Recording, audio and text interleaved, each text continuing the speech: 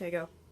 Okay, so I'm gonna restrain Sailor as if we're going to do radiographs. We're obviously not going to do them right now. We don't need to expose her unnecessarily.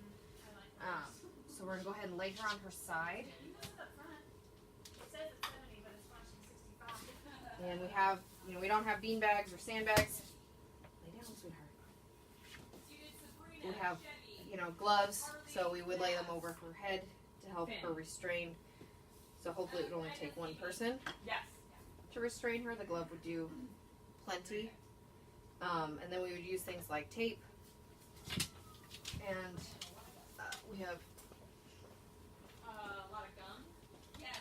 like strings and ropes to tie her legs out if we were going to do like a leg radiograph. We'd have her sit. Lay down. Drop. Drop. Drop, Sailor. Good job. And we can do things like pull her leg out with it for restraint and that kind of a thing. Go. So now I'm going to do show some restraint techniques with our clinic cat Smush. Obviously we're not actually going to take any radiographs. I'm just showing you what I would do if we were going to. And I would obviously have full PPE on. So if I was going to do like an abdomen, a lateral view of any kind, I would have her laying on her side. And I would use my glove or bean bag. We use the gloves here. And I would restrain her in this way. Or I just hold her on her side and take it. Sorry, Smush. If I was going to do like a front leg, or let's do a back leg actually. Oh, you are good.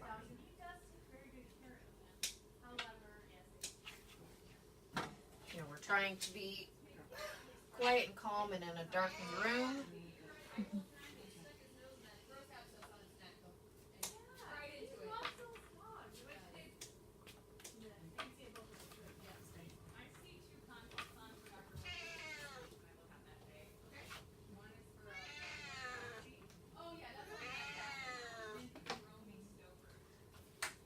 So I could do things like that, where I would hold her leg out of the way and use this one to hold it.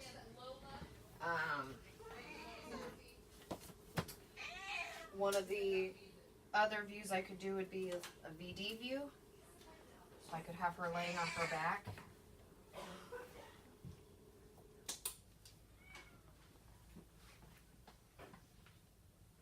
And I would have her restrained in this way.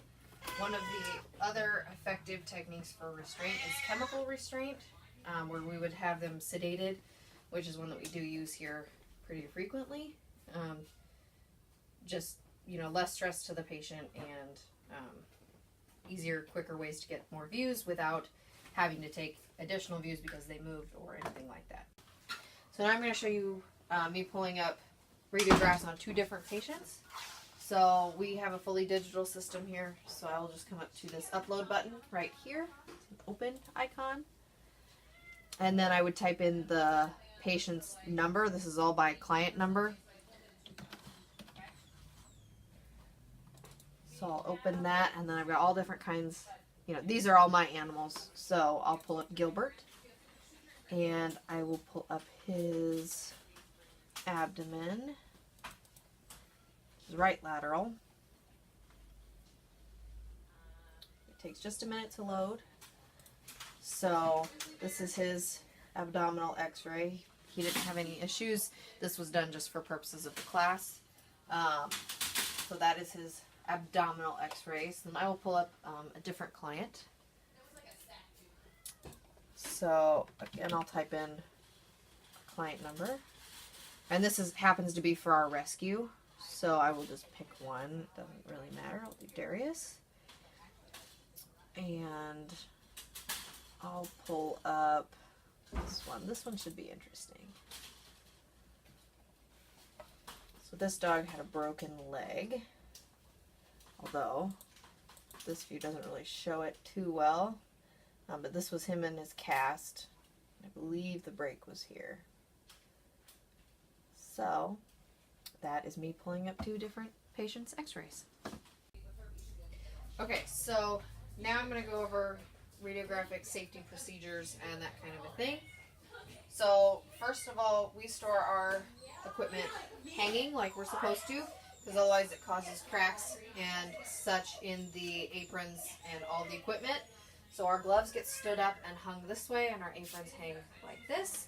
So I'll go ahead and put my apron on now.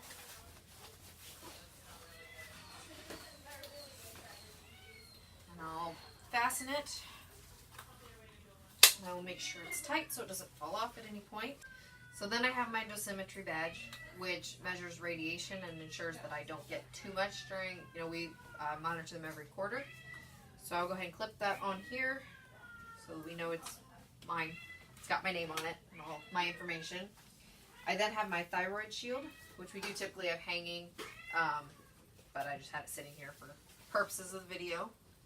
So I'll put it on and Velcro it so that I have that. And then we have our gloves. So I would also, if I was doing radiographs, I would have them on.